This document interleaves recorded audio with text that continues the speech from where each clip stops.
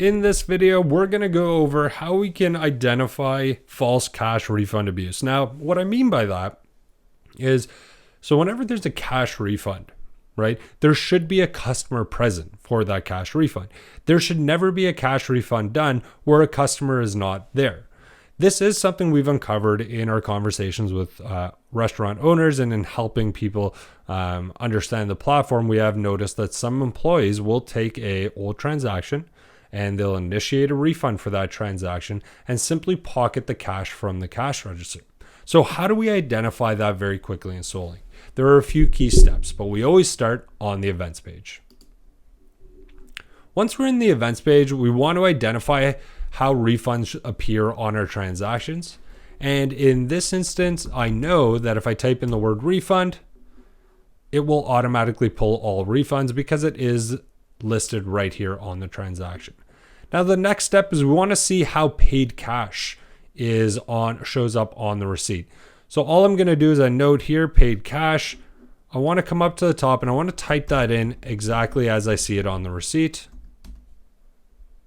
And here we are. So we have refund and we have paid cash. Now, one of the things I also want to do is I want to look for, in this scenario, we do have both a drive-through and a counter order. So I want to make sure that I remove the drive-through. I want to just look at my counter orders because that's where the employees are doing refunds, and where we have seen in previous examples that cash refund abuse typically takes place at those in-store terminals there, not at the drive-through. So I'm going to add the term not and then select drive-through because I see all of my drive-through transactions have those two terms in them. See, now you're going to notice we no longer have any of the drive-through transactions. We only have transactions that take place at the front counter. Now, how do I identify suspicious ones? Well, I'm looking to see if there is a customer on the other side of the transaction. I can see that just by looking at the thumbnails, I can quickly see if there's a customer there. Now here, I don't see a customer there.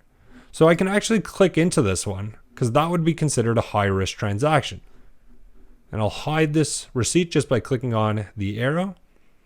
Now we can see an employee doing a cash refund here, but again, there is no customer on the other side. That's a cause for concern. First thing I want to do is go over to my left side where the transaction is being held, click on those three dots. I'm going to add a note. And I'm just going to label it cash refund, no customer present. And I'm actually going to do one additional step. I'm going to add the word investigate. Now, the reason I'm adding the word investigate, I know investigate doesn't show up on any of my receipts. So now what I'm going to be able to do when I'm back on my events page, and I'll just remove these filters here. All I'm going to do is type in the word investigate. And because I've labeled that as a part of my transaction, it is only going to give me any transaction where in the notes I've typed the word investigate. So in a matter of 2 minutes, I was able to go in, very quickly identify all my cash refunds that took place at the in-store till, not at the drive-through, that were done with cash. And I was able to quickly identify, just by looking at the thumbnails, that there was no customer present when that cash refund took place.